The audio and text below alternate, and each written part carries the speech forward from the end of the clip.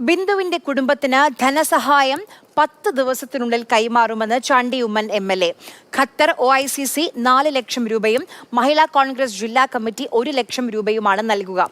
ഇന്ന് കുടുംബവുമായി വിശദമായി സംസാരിക്കാനും ചാണ്ടി ഉമ്മൻ എത്തിയിരുന്നു.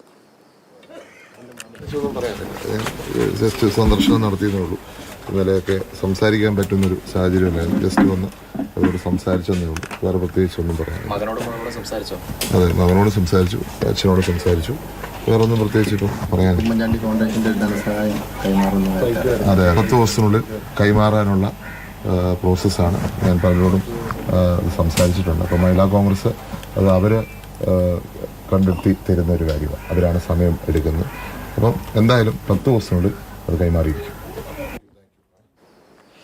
സ്നേഹമോൾ നയനാൻ വിവരങ്ങളുമായി നമുക്കിപ്പം ചേരുന്നുണ്ട്. സ്നേഹ, ഈ ഒരു വിഷയം സജീവമായി ശ്രദ്ധയിൽ നിലനിർത്തുന്നത് ചാണ്ടി ഉമ്മന്റെ ഇടപെടൽ തന്നെയാണ്. അന്ന് ആ ദിവസം അദ്ദേഹം ഉന്നയിച്ച ചോദ്യങ്ങളാണ് ആ തെരച്ചിൽ അത്ര മണിക്കൂർ വൈകിയെങ്കിലും പുനരാരംഭിക്കാനെങ്കിലും കാരണമെന്ന് ഇപ്പോൾ ചില ദൃശ്യങ്ങൾ കാണുമ്പോൾ ബോധ്യമാകുന്നുണ്ട്. ആദ്യം തന്നെ അദ്ദേഹം പറഞ്ഞിരുന്നു ആ കുടുംബത്തിന് സഹായം, ആ വീട് നിർമ്മിക്കാനൊക്കെ സഹായം നൽകുമെന്ന് പറഞ്ഞിരുന്നു. എത്ര ദിവസത്തിനുള്ളിൽ എപ്പോൾ കൈമാറുമെന്നാണ് പറയുന്നത്?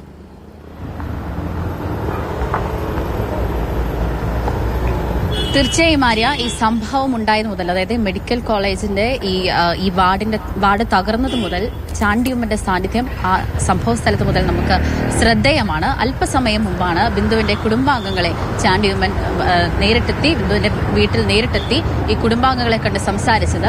അടച്ചിട്ട മുറിയിലായിരുന്നു ഇവർ തമ്മിലുള്ള സംഭാഷണം നടന്നത്. ഈ 10 ലക്ഷം രൂപ ധനസഹായം കഴിഞ്ഞ ദിവസം തന്നെ 5 ലക്ഷം രൂപ ധനസഹായം ഉമ്മൻചാണ്ടി ഫൗണ്ടേഷൻ വഴി കുടുംബത്തിന് ചാണ്ടിയുമ്മൻ കഴിഞ്ഞ ദിവസം തന്നെ പ്രഖ്യാപിച്ചിരുന്നു. ഖത്തർ OICC വഴി 4 ലക്ഷം രൂപയും അതോടൊപ്പം തന്നെ മഹിളാ കോൺഗ്രസ് ജില്ലാ കമ്മിറ്റി വഴി 1 ലക്ഷം രൂപയും അങ്ങനെ 5 ലക്ഷം രൂപയായിരുന്നു കുടുംബത്തിന് ധനസഹായമായി പ്രഖ്യാപിച്ചിരുന്നത്. ഈ ധനസഹായം ഉപയോഗിച്ച് ഈ ബിന്ദുവിന്റെ വീടിന്റെ നവീകരണ പ്രവർത്തനങ്ങൾ നടത്തും എന്നും അദ്ദേഹം പറഞ്ഞിരുന്നു.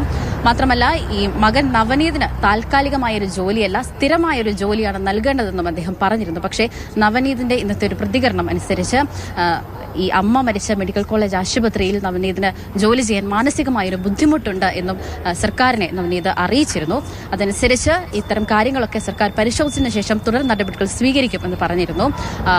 ഏതായാലും ഈ മാസം 11 ചേരുന്ന ക്യാബിനറ്റ് യോഗം അനുസരിച്ചായിരിക്കും ബാക്കി എത്രയാണ് കുടുംബത്തിന് ധനസഹായം നൽകേണ്ടത്, അതോടൊപ്പം തന്നെ ഈ നവനീതിന്റെ ജോലി, ഈ കാര്യങ്ങൾക്കൊക്കെയും തീരുമാനമുണ്ടാകുക.